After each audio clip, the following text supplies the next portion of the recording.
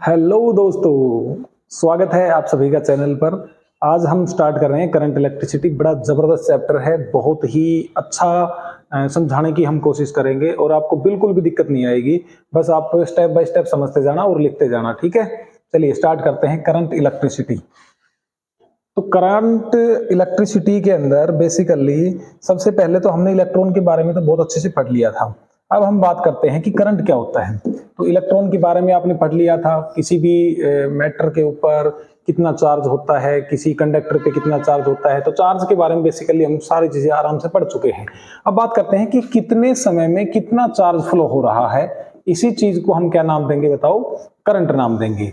कितने समय में कितना चार्ज फ्लो हो रहा है। तो बेसिकली ये हुआ है क्या कि rate of flow of charges across A given area of cross section. मान लीजिए ये हमने कोई भी एक सिलेंड्रिकल एरिया मान लिया है, ठीक है, और इसमें एक पर्टिकुलर एरिया की अगर बात करें तो उस इंस्टेंट की बात करेंगे तो वो तो हो जाएगा हमारा इंस्टेंटेनियस करंट।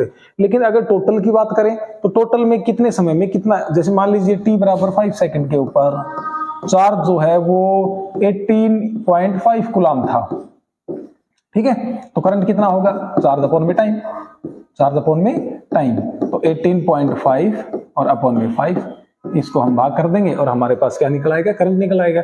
करंट की यूनिट होती है एम्पियर और इसको हम कैपिटल ए से डिफाइन करते हैं। हाँ, मैं बात कर रहा था कि एक पर्टिकुलर इंस्टेंट के ऊपर, अब मान लीजिए इस एरिया ऑफ क्रॉस सेक्शन में इस इंस्टेंट के ऊपर, उस इंस्टेंट को हमने dt मान लिया। क्या मान लिया? dt। और मान लेते हैं इसमें से जो चार्ज है ना वो dq फ्लो हो रहा है। कितना फ्लो हो रहा है? dq। तो यहां से I की वैल्यू मेरे पास क्या आ जाएगी? dq अपॉन में dt, ठीक है, dq अपॉन में dt। एक पर्टिकुलर इंस्टेंट की बात करें तो उसको हम इंस्टेंटेनियस करंट बोल देते हैं, ठीक है।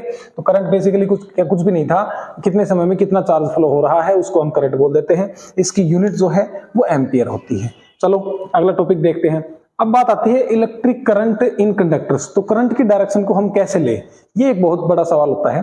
तो सबसे पहले ना, जब भी मान लीजिए कोई सिलेंडर हम कंसीडर करके चल रहे हैं, एक कंडक्टर ले लिया हमने और इसमें इलेक्ट्रॉन है वो मूव हो रहे हैं। जो इलेक्ट्रॉन है वो आपस में रैंडमली तरीके से मूव हो रहे हैं।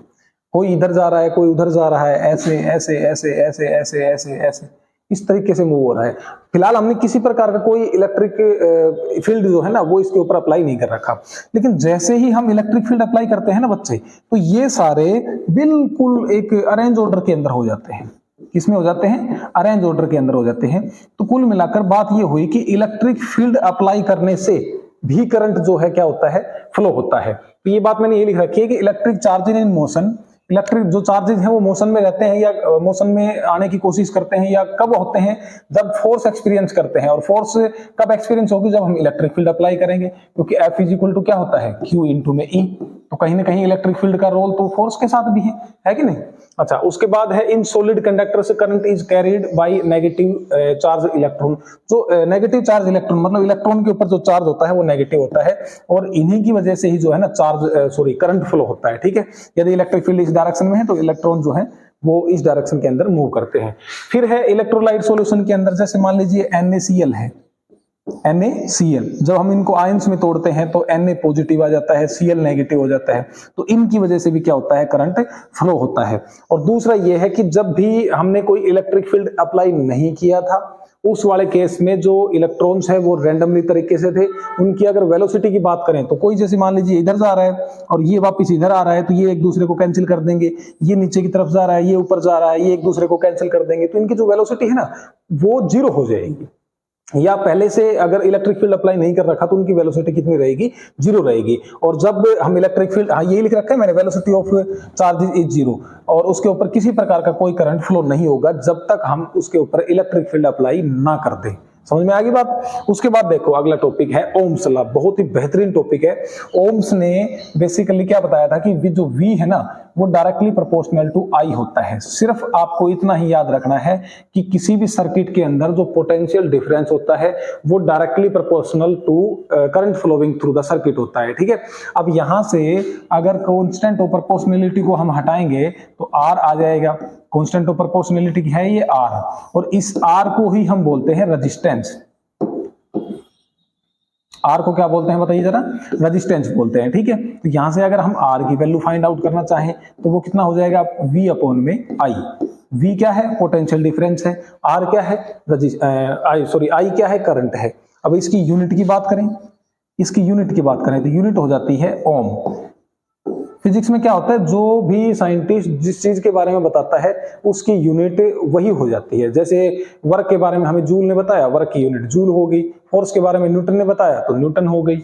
और रेजिस्टेंस वगैरह के बारे में किसने बताया, ओम साहब ने बताया, तो इसकी यूनिट क्या होगी, ओम होगी। तो यही है कि the electric current I flowing through the conductor is directly proportional to the potential difference, ठीक है। I directly proportional to V और V is equal to R I हो जाएगा, where the constant proportionality R is called resistance of the conductor. एक ये छोटा सा diagram है। अच्छा, मैं आपको एक छोटी सी बात बताना चाहता हूं कि ये फिजिक्स के जितने भी एक्सपेरिमेंट होंगे, फिजिक्स के हम जितने भी एक्सपेरिमेंट करेंगे वो सारे आपको मेरे चैनल पे मिलेंगे। और ओम्स लॉ का बहुत जबरदस्त एक्सपेरिमेंट है, वो एक्सपेरिमेंट भी आपको मेरे चैनल के ऊपर उपलब्ध मैं करवाऊंगा और डिस्क्रिप्शन में लिंक है, चाहे तो आप अभी इसको जाकर देखो या फिर इसको वीडियो को देखने के बाद जरूर देखना, ठीक है। ये तो लेटेस्ट न्यूज़ है।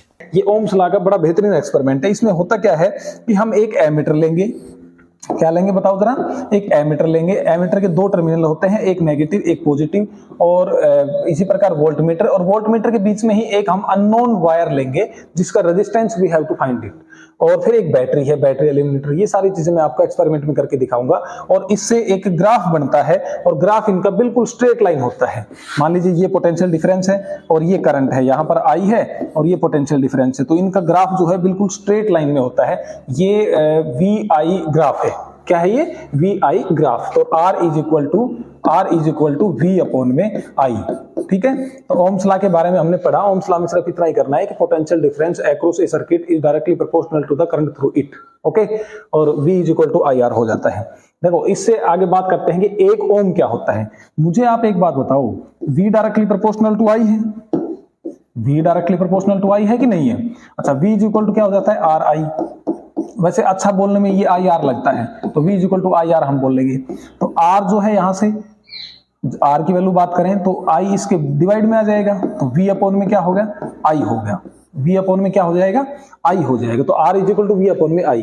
मुझे एक बात बताओ, R की यूनिट तो ओम है। अब इसकी वैल्यू 1 कब आएगी, इसकी वैल्यू 1 तब आएगी जब पोटेंशियल डिफरेंस को 1 वोल्ट ले ले।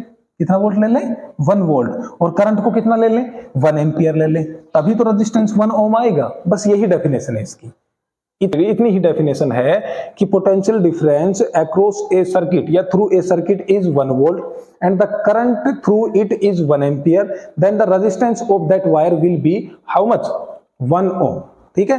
तो 1 ohm is equal to 1 volt upon में 1 एम्पियर। बस इतना ही है, ये डेफिनेशन पढ़ लेना। अब बात आती है कि रेजिस्टेंस जो होता है ना, वो किन किन बातों पे निर्भर करता है। तो बच्चे, रेजिस्टेंस निर्भर करता है एक तो लेंथ के ऊपर, तो डायरेक्टली प्रोपोर्शनल होगा लेंथ के। आर डायरेक्टली प्रोपोर्शनल किसके होगा, लेंथ के। डायरेक्टली प्रोपोर्शनल का मतलब क्या हुआ कि किसी तार की लंबाई अगर ज्यादा होगी तो उसका रेजिस्टेंस भी ज्यादा होगा। अच्छा, दूसरा ये एरिया ऑफ क्रॉस सेक्शन के ऊपर, R directly proportional to L हो गया, R inversely proportional to the क्या हो गया, एरिया हो गया। अब इनवर्सली प्रोपोर्शनल का मतलब ये होता है कि एरिया को अगर बढ़ाएंगे तो रेजिस्टेंस कम होगा और एरिया को अगर कम करेंगे तो रेजिस्टेंस हमारा क्या हो जाएगा, बढ़ जाएगा, ठीक है। अब इक्वेशन नंबर 1 से और 2 से हमने क्या देखा कि R directly proportional to L upon में A हो गया। और यहां जब डायरेक्टली प्रोपोर्शनल को हटाएंगे, इस दुनिया में एक ये नियम है, डायरेक्टली प्रोपोर्शनल को हटाना ही पड़ेगा। और एक ये भी नियम है कि हटाते ही एक कांस्टेंट आएगा, और एक ये नियम है कि उस कांस्टेंट को आपको याद रखना पड़ेगा। अब देखो, इसको हटाएंगे, इसको हटाया तो यहां पर एक कांस्टेंट आ गया रो। क्या आ गया, रो आ गया। तो R is equal to rho into L upon में A। और ये रो क्या है बच्चे, ये रो है रजिस्टिविटी। रो क्या है, रजिस्टिविटी। इसको हम नाम दे सकते हैं स्पेसिफिक रेजिस्टेंस। स्पेसिफिक रेजिस्टेंस भी कह सकते हैं। इसके बारे में थोड़ा सा और डीपली डिस्कस करेंगे। रो की अगर यूनिट की बात करें, रो की अगर यूनिट की बात करें तो रो एल अपॉन में A is equal to R था हमारे पास, और रो को निकालेंगे तो R इंटू में A ऊपर चला जाएगा और L इसके नीचे आ जाएगा। तो R की यूनिट होती है ओम। ओम को ऐसे लिखते हैं हम, देख लो ध्यान से, एरिया मीटर स्क्वायर अपॉन में लेंथ क्या है, मीटर। 1 मीटर से 1 मीटर कैंसिल हो गया और रो की यूनिट आ गई मेरे पास ओम इंटू में मीटर। ओम इंटू में क्या हो जाएगा, मीटर हो जाएगा, और यही इसकी जो है यूनिट है ओम मीटर। चाहे आप हिंदी में लिख भी सकते हो, सॉरी ऐसे इंग्लिश में लिख भी सकते हो, या ऐसे सिंबल के तौर पे भी आप इसको रिप्रेजेंट कर सकते हो। ठीक है, अब बात करते हैं कि रेजिस्टेंस और रेजिस्टिविटी में फर्क क्या है। रेजिस्टेंस और रेजिस्टिविटी, तो रेजिस्टेंस बेसिकली क्या है कि ये फ्लो ऑफ जो करंट होता है ना, ये करंट जो फ्लो होता है उसका अपोज करता है, उसका क्या करता है, अपोज करता है। तो resistance is nothing but it is the property of a substance by virtue of it oppose the flow of current और चार्ज। मतलब ये चार्ज को फ्लो होने से रोकता है या करंट को फ्लो होने से रोकता है, वही एक क्या होता है, रेजिस्टेंस होता है। हमारे पास लैब के अंदर रेजिस्टेंस बॉक्स है, एक रियोस्टेट भी होता है। रियोस्टेट की अगर बात करें तो रियोस्टेट भी एक रेजिस्टेंस ही है, बस ये है कि जो रेजिस्टेंस बॉक्स होता है वो हम कांस्टेंट, अगर 10 ओम निकालना है तो 10 ओम निकाल लिया, 15 ओम निकालना है तो 15 निकाल लिया। लेकिन रियोस्टेट क्या है, एक वेरिएबल रेजिस्टेंस है, उसको हम बार बार चेंज कर सकते हैं, उसको आगे पीछे करके। वेरिएबल रेजिस्टेंस का मतलब यही होता है कि उसको आगे पीछे करके रेजिस्टेंस की वैल्यू को हम घटा भी सकते हैं, बढ़ा भी सकते हैं, चेंज कर सकते हैं। ठीक है, तो रेजिस्टेंस क्या हुआ, ये अपोजिशन करता है किसका, करंट का। अब रेजिस्टिविटी क्या होती है, देखो R is equal to rho into L upon में ए। तो रेजिस्टिविटी भी एक प्रकार का रेजिस्टेंस ही है, लेकिन वो कब है, जब इसकी लेंथ को 1 मीटर ले लिया जाए और क्रॉस सेक्शन एरिया को कितना ले लिया जाए, 1 मीटर स्क्वायर ले लिया जाए। तो R की वैल्यू मेरे पास दोबारा हो जाएगी रो इंटू एल अपॉन में ए।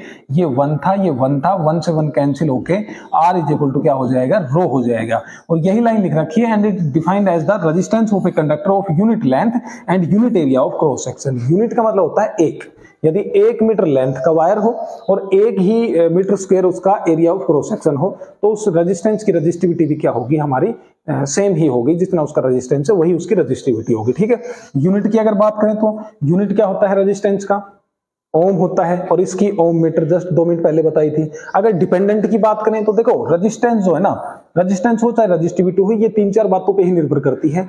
एक तो लेंथ पे मैंने बताया था, यहां लिख देता हूं, R directly proportional to L होता था, तो एक तो लेंथ ऑफ द कंडक्टर है, दूसरा R inversely proportional to area होता था, तो area of the cross section है। तीसरा बच्चे ये टेम्परेचर पे भी डिपेंड करता है, यदि टेम्परेचर कम ज्यादा है तो रेजिस्टेंस की वैल्यू भी क्या होगी, कम ज्यादा हो सकती है। मान लीजिए हम धूप में एक्सपेरिमेंट कर रहे हैं तो वहां पर थोड़ा सा टेम्परेचर का प्रभाव पड़ेगा, यदि हम बर्फ में कर रहे हैं तो भी थोड़ा टेम्परेचर का प्रभाव पड़ेगा। तो टेम्परेचर के व्याप पे भी रेजिस्टेंस की वैल्यू जो है वो ऊपर नीचे हो सकती है।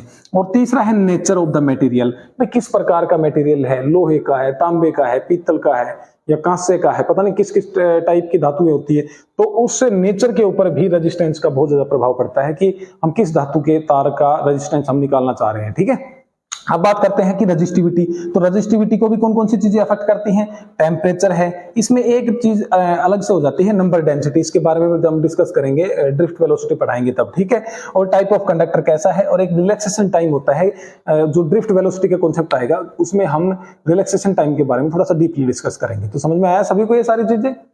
अगला टॉपिक देखते हैं, अगला टॉपिक है हमारा करंट डेंसिटी। तो करंट के बारे में आपको पता है, करंट किससे डिनोट करते हैं, हम I से डिनोट करते हैं।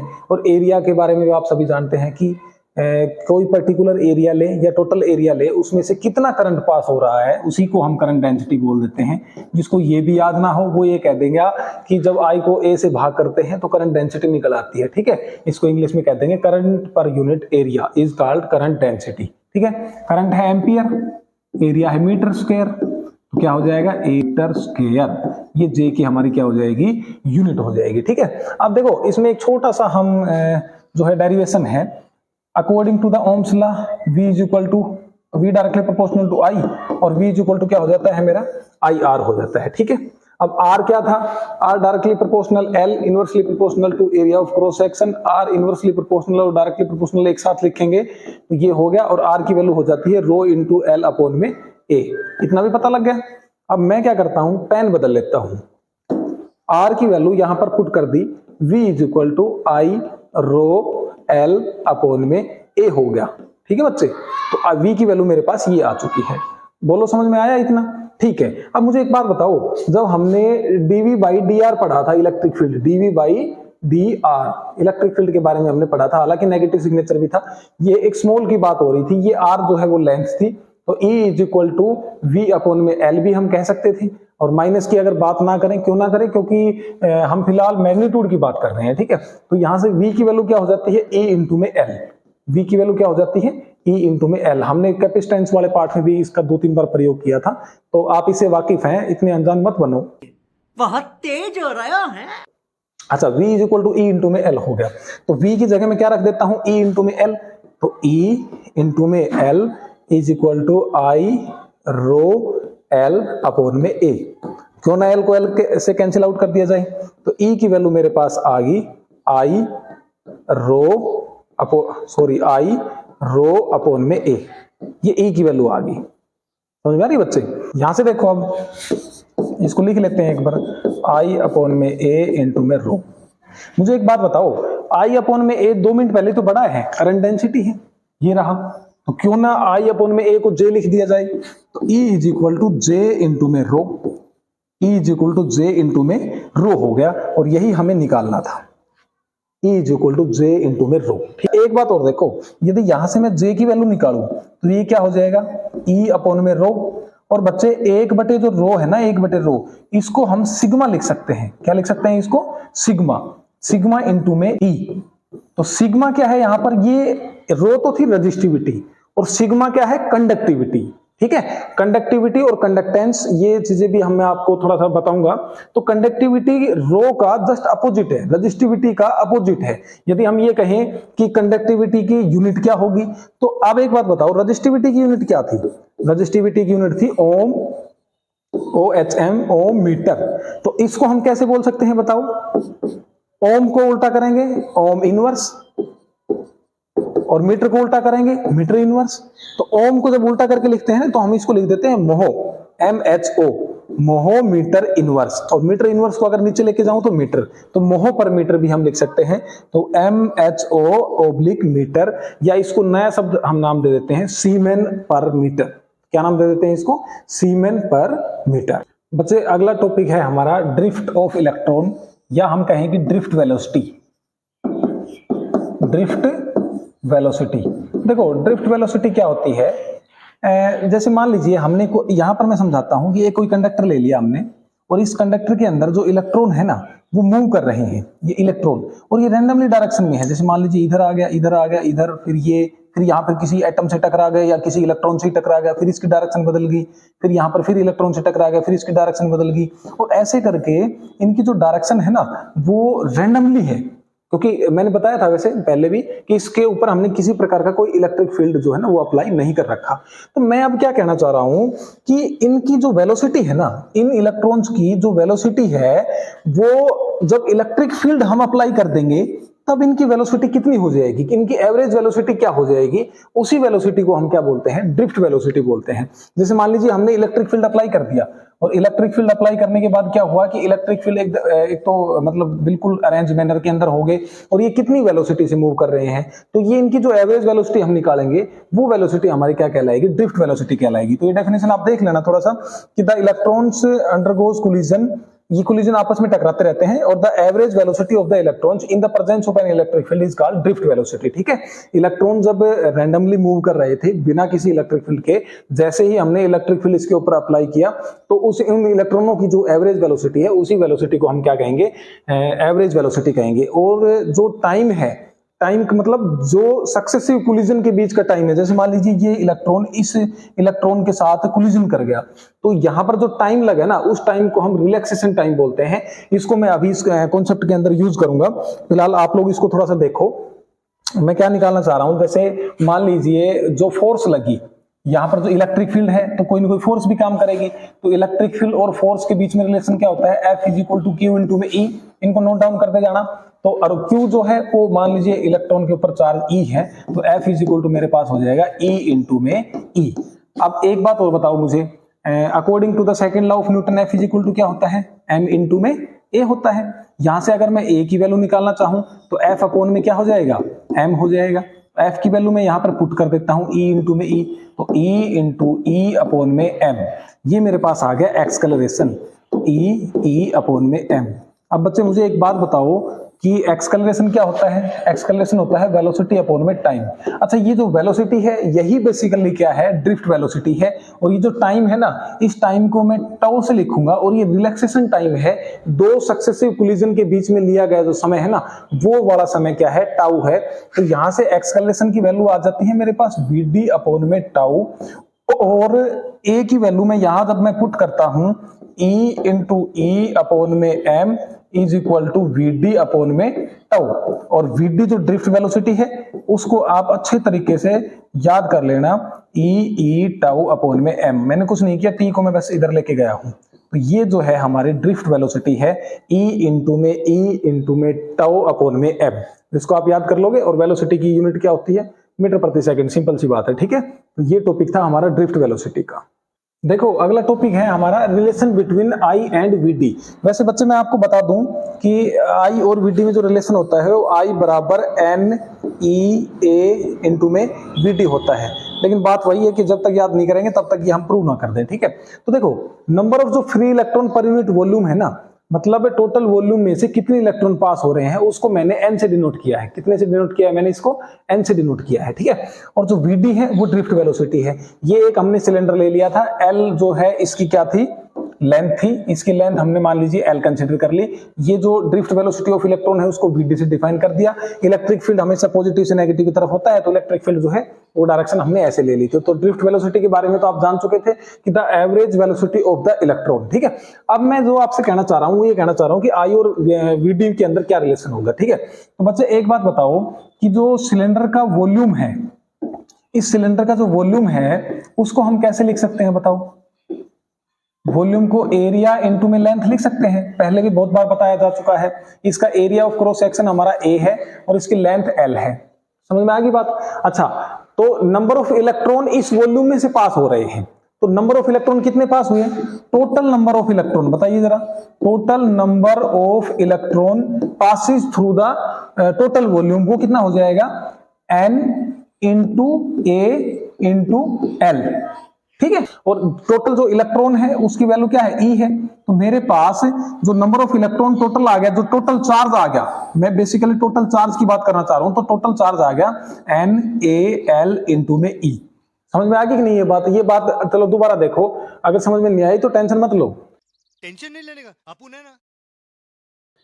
टोटल वॉल्यूम था एक क्रॉस में L, ठीक है। अगर हम number of electron per unit volume की बात कर रहे हैं, पूरे इस वॉल्यूम के अंदर कितने इलेक्ट्रॉन हुए, तो उसको मैंने n से गुणा कर दिया। टोटल चार्ज की अगर हम बात करेंगे तो इसको E से और मल्टीप्लाई कर देंगे, तो ये आ जाएगा n into a into l into में E। अब एक बात बताओ मुझे, I क्या होता है, Q अपॉन में T। सबसे पहला टॉपिक था कितने समय में कितना चार्ज फ्लो हुआ है, तो मैंने क्या किया कि Q की वैल्यू यहां पर पुट कर दी, n a L E upon में T। अब बच्चे एक बात बताओ, इस टोटल लेंथ में जब रिलैक्सेशन टाइम से भाग किया जा रहा है तो लेंथ अपॉन में टाइम क्या होता है, ड्रिफ्ट वेलोसिटी होती है। तो ये ड्रिफ्ट वेलोसिटी ही तो है हमारी। तो इस वाले L अपॉन में T को मैं क्या लिख देता हूं, ड्रिफ्ट वेलोसिटी लिख देता हूं।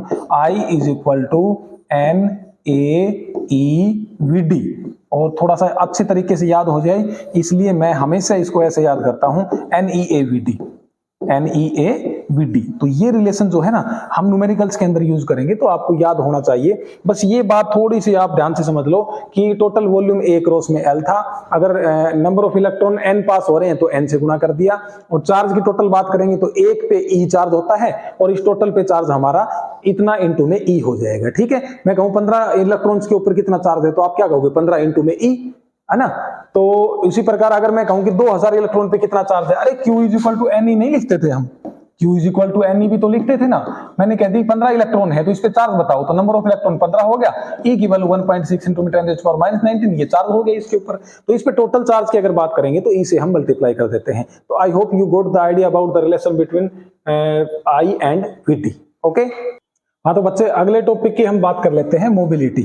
अगला टॉपिक क्या है हमारा, मोबिलिटी। देखो मोबिलिटी को हम म्यू से डिनोट करते हैं। एक तो ना इन सिंबलों का आप जरूर ध्यान रखना, जैसे रो है रजिस्टिविटी, कंडक्टिविटी हो गया, रो है रजिस्टिविटी हो गया, म्यू क्या है मोबिलिटी है, जे क्या है करंट डेंसिटी है, ठीक है। इन सभी चीजों का आप थोड़ा सा ध्यान रखना। मोबिलिटी बेसिकली क्या होता है, हमने ड्रिफ्ट वेलोसिटी पढ़ी थी VD। अगर उस ड्रिफ्ट वेलोसिटी को इलेक्ट्रिक फील्ड से भाग कर दिया जाए तो हमारे पास मोबिलिटी निकल जाती है, ठीक है। और इसी को ही हम डेफिनेशन के रूप में भी लिख देते हैं, mu is defined as the magnitude of drift velocity per unit electric field, ठीक है। अब देखो ड्रिफ्ट वेलोसिटी क्या थी, ई टाउ अपॉन में एम, ठीक है, ई टाउ अपॉन में एम ड्रिफ्ट वेलोसिटी थी। अगर हम इसको इलेक्ट्रिक फील्ड से और भाग कर दें तो इलेक्ट्रिक फील्ड से ये भाग हो रहा है, इलेक्ट्रिक फील्ड से इलेक्ट्रिक फील्ड कैंसिल आउट हो गया और म्यू की वैल्यू होगी ई इंटू टाउ अपॉन में एम। ये बात समझ में आई? ओके। अब थोड़ा सा इसकी मोबिलिटी की यूनिट की बात कर लेते हैं। यूनिट होती है मीटर स्क्वायर ओब्लिक वीएस, और वी क्या है, वोल्ट है, और एस जो है सेकंड है। आप इनसे निकालोगे तो आराम से इसकी यूनिट आराम से निकल जाएगी, ठीक है। अगला टॉपिक देखो, अगला टॉपिक है लिमिटेशंस ऑफ ओम्स लॉ। बेटा इस दुनिया में कुछ चीजें ऐसी हैं जो ओम्स लॉ को फॉलो नहीं करती, कुछ फॉलो करती हैं। जो फॉलो करती हैं उनको ओमिक बोल देते हैं, उनको क्या बोल देते हैं, ओमिक, जो फॉलो करती हैं। और जो फॉलो नहीं करती, नॉट फॉलो, उसको हम क्या बोल देते हैं, नॉन ओमिक रजिस्टर बोल देते हैं, ठीक है। रजिस्टर की फॉर्म में करें तो अब ओम्स लॉ क्या कहता है, V directly proportional to I और V is equal to I into में R। अब I जो है वो V के डायरेक्टली प्रोपोर्शनल हो रहा है, तो इसका मतलब कहीं ना कहीं इसका ग्राफ ऐसा आना चाहिए, ऐसा आना चाहिए कि नहीं आना चाहिए। तो कुल मिला के जैसे ये V है और ये I है, लेकिन कुछ चीजें ऐसी हैं जिनका जो ग्राफ है वो कुछ इस डायरेक्शन के अंदर है, या फिर कुछ का ग्राफ ऐसे है हमारा, तो ये स्ट्रेट लाइन नहीं हो रहा। अब नहीं हो रहा तो हम इसको क्या कहेंगे, ये ओम्स लॉ को फॉलो नहीं करते। तो बेसिकली दो तीन चीजें ऐसी हैं, जैसे दो तो आप कम से कम याद रखना है, जैसे डायोड और सेमीकंडक्टर, पीएन जंक्शन डायोड और सेमीकंडक्टर, ये सारी चीजें हम 14 यूनिट 12th की लास्ट यूनिट है सेमीकंडक्टर, उसके अंदर पढ़ेंगे और आपको आईवी कैरेक्टरिस्टिक्स वहां ड्रॉ करने दिखाएंगे, एक्सपेरिमेंट भी करेंगे और आप देखना उसमें आईवी कैरेक्टरिस्टिक्स कुछ ऐसे आती है। और ये आप देख रहे हो कि ये तो ओम्स लॉ फॉलो नहीं हो रहा, ऐसे है ना। अब यहाँ पर पोटेंशियल डिफरेंस जो है वो नेगेटिव हो जा रहा है, तो पोटेंशियल डिफरेंस अगर नेगेटिव हो गया तो भी ये ओम्स लॉ को फॉलो नहीं करता। तो तीन चार चीजें हैं इसमें। जो पहला है वो डायरेक्टली प्रोपोर्शनल टू I, ये ओमिक रेजिस्टेंस हो जाते हैं जो ओम्स लॉ को फॉलो करते हैं। दूसरा जो है हमारा, ये जो दूसरा है, ये पहला है, ये तीसरा है। पहले में ओम्स लॉ फॉलो हो रहा है, दूसरे में V और I जो है वो सिग्नेचर के ऊपर डिपेंड करता है, साइन के ऊपर डिपेंड करता है। V का साइन अगर नेगेटिव है तो ये ओम्स लॉ नीचे की तरफ जा रहा है, तो लेकिन ओम्स लॉ तो फॉलो नहीं हुआ। तीसरा है relation between V and I is not unique, ये यूनिक नहीं है, देखो इस डायरेक्शन के अंदर हो रहा है। तो ओम्स लॉ की लिमिटेशन यही है कि यदि टेम्परेचर बढ़ाएं तो भी कई बार क्या होता है कि ओम्स लॉ फॉलो नहीं होता, उसमें ऊपर जाके थोड़ा सा ये तो बैंड हो जाता है, या फिर हम ये कहें कि या तो इस तरह बैंड हो जाएगा या इस तरह बैंड हो जाएगा। तो यहाँ पर भी हम ये कहेंगे कि यहाँ तक तो ओम्स लॉ फॉलो हुआ है, इससे आगे ओम्स लॉ फॉलो नहीं हुआ, ठीक है बच्चे। अब देखो electrical resistivity and its temperature dependence, हमने आपको रेजिस्टेंस और रेजिस्टिविटी के अंदर डिफरेंस बताया था, तब बताया था कि ये किन किन बातों पर निर्भर करता है। एक तो टेम्परेचर के ऊपर, रेजिस्टेंस की अगर बात करें तो वो लेंथ पे भी, area of cross section, nature of the material पे भी, उसी प्रकार रेजिस्टिविटी भी टेम्परेचर पे डिपेंड करती है, नंबर ऑफ डेंसिटी के ऊपर भी डिपेंड करती है। तो ये टेम्परेचर डिपेंडेंस जो है इसके बारे में एक बार देख लेते हैं बच्चे। रो जो है, रो वो लिखा जाएगा रो इंटू में 1 प्लस का alpha into t minus t note, ठीक है। यदि टेम्परेचर T है तो उसके ऊपर रेजिस्टिविटी रो इंटू में T है। यदि टेम्परेचर T नोट है तो उसके ऊपर रेजिस्टिविटी रो इंटू में नोट है, ठीक है, रो नोट हो गया। तो ये जो फॉर्मूला है ये आप अच्छे तरीके से याद रखेंगे। और इसमें बेसिकली होता क्या है कि यदि हम रेजिस्टिविटी को डिक्रीज करेंगे तो टेम्परेचर ऑलरेडी इंक्रीज हो जाएगा। यदि हम ये कहें कि टेम्परेचर डिक्रीज हो रहा है तो रेजिस्टिविटी क्या हो जाएगी, इंक्रीज हो जाएगी। तो आपको बहुत ज्यादा डीपली जाने की जरूरत नहीं है, बस ये इतना याद रखना, rho t is equal to rho nought into 1 plus का alpha t minus t nought हो जाएगा, ठीक है।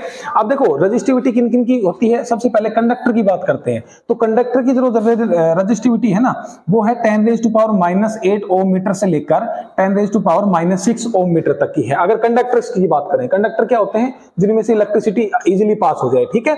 और किस फॉर्मूले से गिवन होगी ये, rho t is equal to rho nought into 1 plus का alpha into t minus t nought. अब एक छोटा सा ये जो अल्फा है इसके बारे में बात कर लेते हैं। ये जो अल्फा है ना ये है coefficient of resistivity, coefficient of क्या है, रजिस्टिविटी है। तो ये सारे सिंबल मैं थोड़ी देर पहले बता रहा था, आपको याद रखने पड़ेंगे, ठीक है। तो अल्फा है कोफिशिएंट ऑफ रजिस्टिविटी। अब सेमीकंडक्टर की बात करें तो सेमीकंडक्टर तो बेसिकली होते ही वो है जो इंसुलेटर और सेमीकंडक्टर इन दोनों के बीच की प्रॉपर्टी को फॉलो करें। तो सेमीकंडक्टर की जो रजिस्टिविटी है ना, वो कंडक्टर की रजिस्टिविटी और इंसुलेटर की रजिस्टिविटी, इन दोनों की रजिस्टिविटी के जो बीच की होगी वो सेमीकंडक्टर की रजिस्टिविटी होगी। ये लाइन लिख रखी है, ये आप पढ़ लेना। तीसरा है इंसुलेटर। इंसुलेटर वो होते हैं जिसमें से इलेक्ट्रिसिटी पास नहीं हो सकती, और इनकी रजिस्टिविटी होती है 10 की power 18 times that of metal. जो मेटल की रजिस्टिविटी है, इनका रजिस्टिविटी का एक चार्ट है, वो मैं आपको टेलीग्राम लिंक पे जो है ना शेयर कर दूंगा, वो देख लेना एक बार थोड़ा सा। तो 10⁻18 टाइम्स दैट ऑफ मेटल जो होती है वो इंसुलेटर की होती है। तो इनकी टेम्परेचर डिपेंडेंस के बारे में आपको पता लग गया। तो फॉर्मूला क्या है, rho t is equal to rho nought into 1 plus का alpha bracket t minus t nought. Okay, तो ये बात होगी हमारी इलेक्ट्रिकल रजिस्टिविटी की। अब देखो इलेक्ट्रिकल एनर्जी एंड पावर की बात करते हैं। देखो बच्चे, V directly proportional to I था, V इज इक्वल टू हमारा R इंटू में I हो जाता है। अब पावर के बारे में आपने छोटी क्लासेज में भी पढ़ा होगा, P is equal to V into में I होता है, पढ़ा था कि नहीं। P power is equal to potential difference into में current, P is equal to V into में I। अगर मैं यहाँ पर V की वैल्यू पुट अप कर दूंगा तो R इंटू I, तो ये हो गया मेरे पास I स्क्वायर R। थोड़ा सा बोलने में अच्छा लगेगा। तो P is equal to I square into में R। एक तो ये फॉर्मूला बन गया कि नहीं। अब यहां से अगर मैं I की वैल्यू निकालना चाहूं तो I की वैल्यू निकालूंगा तो V अपॉन में R हो गया। तो यहां अगर मैं I की वैल्यू V अपॉन में R रख दूंगा तो ये मेरे पास V इंटू V अपॉन में R, और R की वैल्यू निकल आएगी मेरे पास, सॉरी पावर की वैल्यू निकल आएगी मेरे पास, ये P है, ये P है, V स्क्वायर बटे में R। तो दूसरा फॉर्मूला मेरे पास क्या हो गया, V स्क्वायर अपॉन में R, और एक पहले वाला फॉर्मूला था ही, तो P is equal to V into में I। तो ये तीनों फॉर्मूले आपको याद रहने चाहिए, P is equal to VI, I square R और V स्क्वायर अपॉन में R, ठीक है। इलेक्ट्रिकल पावर क्या है, the rate at which electrical energy is converted into the heat energy, ठीक है। ये थोड़ा पढ़ लेना है इसके बारे में। पावर को हम बेसिकली VI से डिनोट करते हैं, I स्क्वायर R से डिनोट करते हैं, और V स्क्वायर अपॉन में R से डिनोट करते हैं। ये आपको न्यूमेरिकल्स के अंदर हेल्प करेगा। ओके, तो ये था पावर एंड एनर्जी। ओके, अच्छा एक बात तो इसमें और ध्यान रखना, H का जो फॉर्मूला होता है वो I स्क्वायर R इंटू में T से भी हम निकालते हैं। H बेसिकली क्या है, यहाँ पर हीट है, S क्या है, हीट है, I स्क्वायर R इंटू में T। इस पे छोटे मोटे न्यूमेरिकल आते हैं, वो न्यूमेरिकल्स आपको हम सोल्व करवाएंगे, ठीक है। खत्म, bye bye, tata, good bye.